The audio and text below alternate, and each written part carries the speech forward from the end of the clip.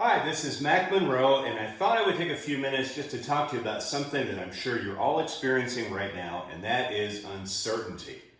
Now, if you follow me and follow all of our stuff, you know that we like to talk to the boss or either the HR professional. Both of those roles require you, right now, to be a leader.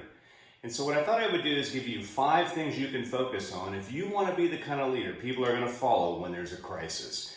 So, starting together, let's go to step number 1. Step number 1, if you want to be the great leader in a time of crisis, is to get your mind right. Get your mind right. So back when I played high school football 100 years ago, my head football coach used to yell at us when we made mental mistakes. He would say, get your mind right. And what he basically was telling us is that you need to focus right now. Now, the challenge for all of us is that we are inundated with bad news. If you allow that to affect you, your mind will not be right. So this is where you're going to have to take some time. Get your own emotions together. Get your own thoughts together. And take ownership of those things. And only then are you going to be capable and qualified to take the lead. Step number 1, get your mind right. All right.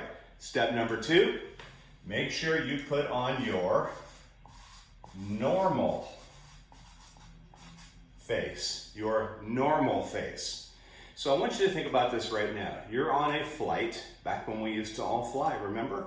And you're going through turbulence, so the plane's bumping around. And if you're an experienced flyer, you've already done this before. But nervous flyers, this really bothers them.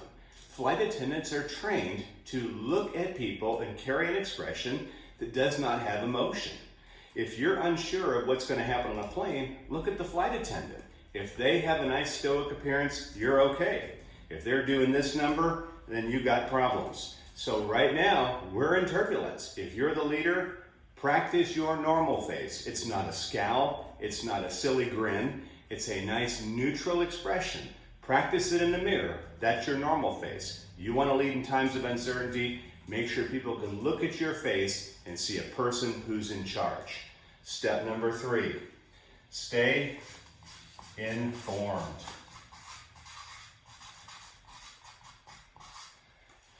Right now, good information is critical. And so if you turn on the news at any time, it's always bad news. There's no such thing as good news anymore. We're waiting for some. Hopefully we get some soon. But here's the deal. A lot of the people you lead don't look at the news, which maybe that's a good thing.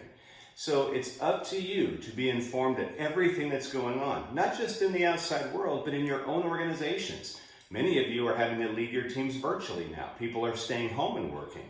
You need to know what's going on and know what's coming down the line. And if you're going to watch your news on TV or you're going to read it, I just want you to beware. You need facts, not opinions. If you want opinions, you can look to sort of the left and the right. If you're reading MSN, if you're reading CNN, you're probably going to see news that is slanted toward the left.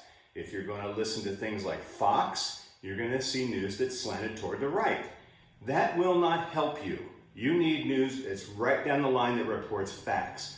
May I recommend Reuters, USA Today, maybe even a foreign source that you can trust like the BBC. Right now, we don't have time for commentary. You don't need it. It's not useful. So be informed and pass on the information. Step number 4, be proactive. Be proactive. Reactive is many of the leaders I had when I was in the military. Whenever there's a crisis, then they got to jump through the rear ends and make everybody stress out. Proactive means you're going to look ahead, anticipate what's coming, and be prepared to handle those things. If you know something is about to shift, it's important that you take the time right now to develop your strategy and head that thing off. For example, maybe if you had a sixth sense, you would have known a month and a half ago that you ought to get some toilet paper.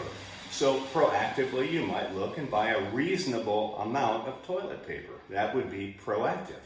Well, we're past that stage now.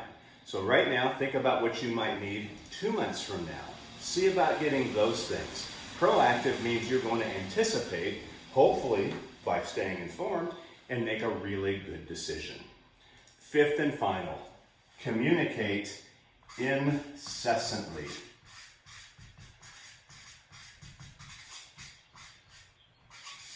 I think I spelled it wrong. It doesn't really matter. You know what that means. It means you never stop communicating. Here's something I've noticed. In the absence of information, people tend to fill in the gaps with what they think they know, and most often it's something bad. So when you don't hear any information, human nature being what it is, you assume the worst. You can't afford that right now. You've got plenty of naysayers working around you. You can't join that crowd. So fill in the gaps with what you know, which goes right back here to being informed, doesn't it? The more that you can communicate, the frequency of the communication is going to be critical. So do not wait for somebody else to take the lead here. You be the one to keep the communication going. I'm sure there's more steps than that, but that's all we got time for today. I want you to keep your chin up. If you want to be a great leader, anybody can do it when times are good.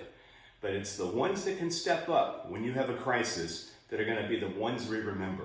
And I want you to be remembered for being the great leader that's going to follow you the rest of your career. So make it happen today.